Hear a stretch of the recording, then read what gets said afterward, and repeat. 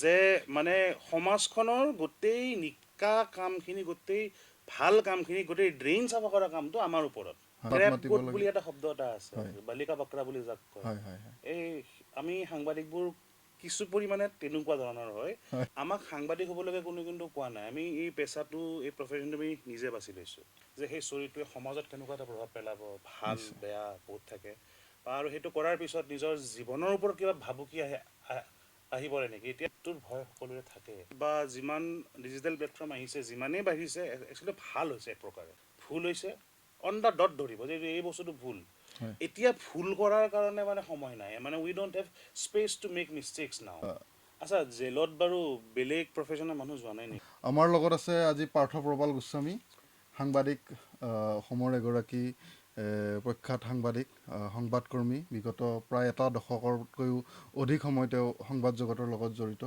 চ' পাৰ্থ আপোনাক স্বাগতম জনাইছোঁ আজিৰ অনুষ্ঠানলৈ ধন্যবাদ নীতিশ পডকাষ্টলৈ ইয়ালৈকে মোক মাতাৰ কাৰণে ধন্যবাদ হয় আমি আপোনাৰ পৰা জানিম সাংবাদিকতাৰ জাৰ্ণিৰ বিষয়ে আৰু লগতে আপুনি লিখক হিচাপেও ইতিমধ্যে সুপৰিচিত এতিয়া বৰ্তমান আপুনি নিউজ লাইভত জড়িত নৰ্থ ইষ্ট লাইভত জড়িত হৈ আছে বিগত কিছুদিন ধৰি এইখিনিতে মই এটা আপোনাক প্ৰশ্ন সুধিম যে সাংবাদিকতাৰ জীৱন বা সংবাদকৰ্মীৰ জীৱন অন্য আন প্ৰফেশ্যনতকৈ অলপমান পৃথক বুলি কোৱা হয় বহুত পৃথক বহুত পৃথক বুলি কয় চ' এই প্ৰত্যাহ্বানটো কেনেকুৱা বৰ্তমান আজিৰ সময়ত এই প্ৰফেশ্যনটোত প্ৰথম কথা হ'ল তুমিও এজন সাংবাদিক ময়ো এজন সাংবাদিক আমাক সাংবাদিক হ'বলৈকে কোনো কিন্তু কোৱা নাই আমি এই পেচাটো এই প্ৰফেশ্যনটো আমি নিজে বাছি লৈছোঁ হয় বহুতে হয়তো গ্লেমাৰ চাই পেলাই আহিছে বহুতে হয়তো কিবা এটা কৰিম বুলি আহিছে এতিয়া যিটো প্ৰত্যাহ্বান বুলি ক'লে প্ৰত্যাহ্বানটো বহুত আছে ধৰা কেনেকুৱা ধৰণৰ কথা আহে যে আমি কিবা এটা ষ্টৰি লিখিব বিচাৰিছোঁ বা কিবা এটা ষ্টৰি কৰিব বিচাৰিছোঁ সেইটো কৰিব যাওঁতে বহুত বস্তু চাব লাগে যে সেই চৰিত্ৰটোৱে সমাজত কেনেকুৱা এটা প্ৰভাৱ পেলাব ভাল নিশ্চয় বেয়া বহুত থাকে বা ধৰা সেই ষ্টৰিটো কৰিব যে যাৰ ওপৰত কৰিম বা যিটো বিষয়ক লৈ পেলাই কৰিম সেই বিষয়টো একচুৱেলি কৰিব লাগে নে নালাগে সেনেকুৱা ধৰণৰ বহুত কথা থাকে আৰু সেইটো কৰাৰ পিছত নিজৰ জীৱনৰ ওপৰত কিবা ভাবুকি আহি পৰে নেকি এতিয়া মানে আমি যদিও একদম মানে নিৰ্ভীক হৈ পেলাই কাম কৰোঁ তথাপিতো মৃত্যুৰ ভয় সকলোৰে থাকে সেনেকুৱা ধৰণৰ বহুত বস্তু আহি পৰে চ' বহুত বস্তু চাব লাগে যে কি কৰিম কি নকৰিম তাৰে মাজতেই উলিয়াই নিব লাগে আৰু উলিয়াই ষ্টৰিবোৰ নিব লাগে হয় কিন্তু এতিয়া ধৰক আজিৰ সময়ত আমি ডাইৰেক্টলি যদি আগতে টিভি বা পেপাৰত লিখা মেলা কৰিছিলোঁ টিভিত থাকে মানুহৰ ফিডবেক দিব পৰা ইমান অপশ্যন নাছিলে মানুহৰ মুখে মুখে কয় আজিকালি ডিজিটেল মাধ্যমত যেতিয়াৰ পৰাই সংবাদ এটা পৰিৱেশন হ'ল বা সংবাদ মানুহে ডিজিটেলতেই চাব পৰা হ'ল তাৰ লগে লগে ছ'চিয়েল মিডিয়াত আজিকালি কুইক ৰিয়েকশ্যনটো দিব পৰা হ'ল তাৰ পাছতো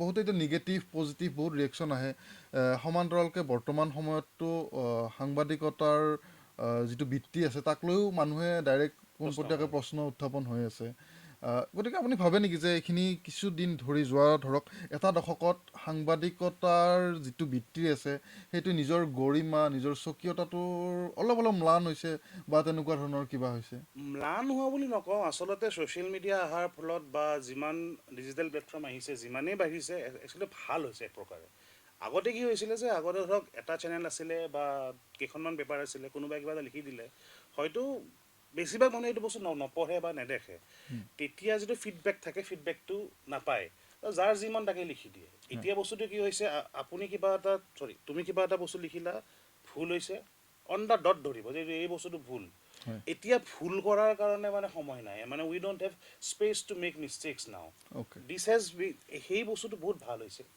মই ভাবোঁ দেই বেয়াটো কি হৈছে এতিয়া মানে আজি ধৰা মই এটা কথা কওঁ যে 2000 মানে যেতিয়া আমাৰ ইয়াতে পিচিঅ' আহিলে এটা সময়ত যেতিয়া পিচিঅ' আহিছিলে ঘৰে ঘৰে পিচিঅ' যাৰ ফলত কি হ'ল বিজনেছটো মাৰ খাই গ'ল বিজনেছটো মাৰ খায় এতিয়া নিউজ চেনেল যিমান আহিছে এতিয়া হেৰি যিমান আহিছে প্লেটফৰ্ম যিমান হৈছে এই বেয়া বস্তুবোৰ আমি বেছিকৈ দেখা পাওঁ মানে এষাৰ কথা আছে ন যে তুমি 100টা ভাল কাম কৰা আৰু এটা বেয়া কাম কৰা সেই বেয়া কামটোৰ কাৰণে মানুহ মৰে সেই যিহেতু দুই তিনিটামান এনেকুৱা পৰ্টেল আছে বা এনেকুৱা কেইটামান মিডিয়াম আছে যিয়ে মানে ধৰা এইটো এথিক্স আছে জাৰ্ণেলিজমৰ এথিক্স ফ'ল' নকৰে যাৰ ফলত গোটেই সাময়িকভাৱে আমি গোটেই এজ এ হোল আমাক বদনাম কৰা হয় প্ৰশ্ন উত্থাপন হৈছে হয় মই নাভাবোঁ যে বহুতে কয় যে অধিক মাছত বগলী কণা বুলি কয় বা বেছি হৈছে বেয়া হৈছে কিন্তু যিমান হয় আচলতে ভাল হয় কাৰণ এতিয়া মই যিটো কথা ক'লোঁ যে we don't have space to make mistakes ন। গতিকে বৰ্তমান সময়ত যি চলি আছে আমি ভাল চলি থকা বুলিয়েই ক'ব লাগিব। ভাল আৰু বেয়া চব বস্তুৰে ভাল থাকে সাময়িকভাৱে বেয়া থাকে, হয়, আমি বেয়াটোক ল'ব নালাগে, ভালটোক লওঁ। বেয়াটোক ল'ব নালাগে, ভালটোক ল'ম নিশ্চয়।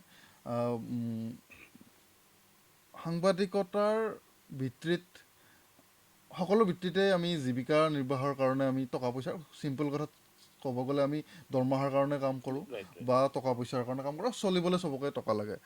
কোৱা হয় সাংবাদিকতাৰ ভিত্তিত টকা পইচাটো অলপ অন্যতকৈ কম বা বেলেগ প্ৰফেশ্যনতকৈ অলপ কম, বা এতিয়াও সম্পূৰ্ণ এটা প্ৰফেশ্যন হিচাপে সাংবাদিকতা এটা সেৱা আৰু প্ৰফেশ্যনৰ মাজত এটা পাৰ্থক্য থাকে, তেনেকুৱা ধৰণৰ কিবা এটা মাজত আছে।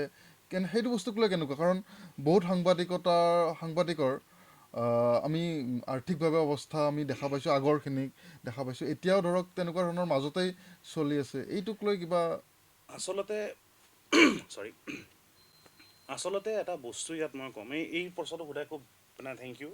এই বহুত মানে এই কথাটো কম বুলি বহুত আগলৈ ভাবি আছিলোঁ। আজিৰ পৰা 50 বছৰ আগতে বা ধৰা স্বাধীনতা সংগ্ৰামৰ সময়ত আমাৰ প্ৰিণ্ট মিডিয়াই, ভাৰতৰ প্ৰিণ্ট মিডিয়াত খুব এটা গুৰুত্বৰ দায়িত্ব এটা পালন কৰিছিল। তেতিয়াৰ দিনত সাংবাদিকতাটো আছিলে যে আমাৰ যিটো বস্তু চৰকাৰে মানে ব্ৰিটিছ চৰকাৰৰ যিটো চলি আছিলে জনগণৰ মাজত যাব লাগে, লিখিব লাগে, তেতিয়া টকা পইচাৰ কথা নাছিলে। লাহে লাহে লাহে লাহে যেতিয়া ভাৰত স্বাধীন হ'ল, দেশ স্বাধীন হ'ল, আমি লাহে লাহে প্ৰগ্ৰেছ কৰা ষ্টাৰ্ট কৰিলোঁ। কিছুমান এনেকুৱা ব্যক্তি থাকিলে যিসকলে ধৰক সেই তেতিয়াৰ দিনত যিটো প্ৰিন্সিপাল আছিলে প্ৰিন্সিপালত ফ'ল' কৰি থাকিলে।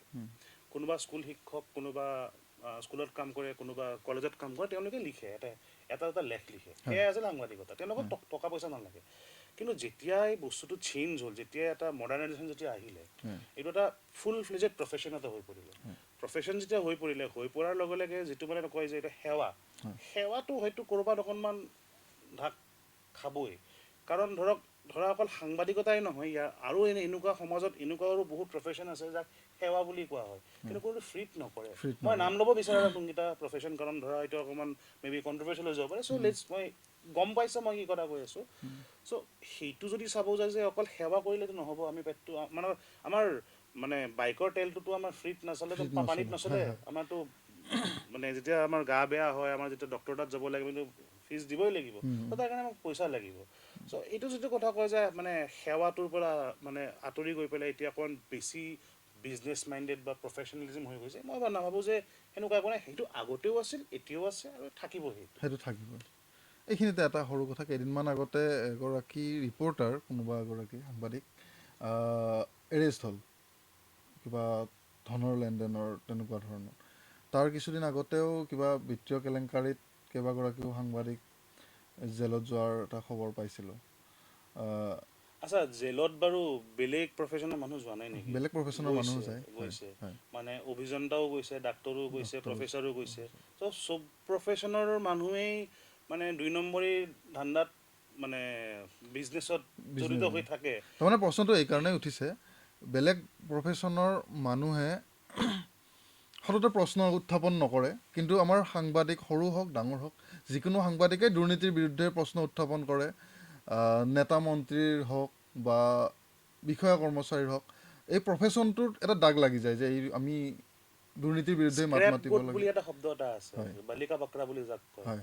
এই আমি সাংবাদিকবোৰ কিছু পৰিমাণে তেনেকুৱা ধৰণৰ হয় যে মানে সমাজখনৰ গোটেই নিকা কামখিনি, গোটেই ভাল কামখিনি, গোটেই ড্ৰেইন চাফা কৰা কামটো আমাৰ ওপৰত। মই নকওঁ যে তেওঁলোকে যাৰ নাম কৈছা তেওঁলোকে টকা খাইছে, মই তেওঁলোকে ভাল কাম কৰা বুলি মই কোৱা নাই। কিন্তু এতিয়া বৰ্তমান যিটো আমাৰ চলি আছে, APSC কেলেংকাৰী যিটো চলি আছে, যিবোৰ মানুহ তাত সোমাইছে তেওঁলোকতো এজন APS বিষয়া, এজন ACS বিষয়া। সেইটো কথা কি, এতিয়া 10জন APS বিষয়া মানে ধৰা পৰিল কাৰণে বা 10জন ACS বিষয়া ধৰা পৰিল কাৰণে কোনোবাই ক'ব নেকি যে civil service is a bed profession? কিন্তু কোনো নকয় ন। তো প্ৰশ্নটো বস্তু কি, চাওক, এটা মানুহক এটা বালিকা বাকৰা লাগে, সেইটো লাগিব, সেইটো মানে চব হেৰিতে লাগে। চ' আমি একদম সহজ, কাৰণ আমাৰ সংখ্যা বহুত। কাৰণ কিয় কৈছোঁ, মই এটা বস্তু মানো যে প্ৰত্যেকজন নাগৰিক এজন সাংবাদিক হোৱাৰ কাৰণে মানে কোনো ধৰণৰ মানে মানে ডিগ্ৰী এটা লাগে, এথিক্স জানাৰ কাৰণে ডিগ্ৰী এটা লাগে, কিন্তু যিটো সাংবাদিক যিটো আছে মানে খবৰটো উলিয়াই আনা আমি প্ৰত্যেকজন নাগৰিকেই কৰিব পাৰোঁ। চ' প্ৰত্যেকজন নাগৰিক এজনৰ সাংবাদিক। চ' মানুহক জাকত যেতিয়া থাকে এজনক ধৰি পেলাই আগত পেলাই দিয়াটো একদম সহজ হয়, আৰু সেইটোৱে আমাৰ লগত হৈ আছে। সেইটোৱে হৈ আছে।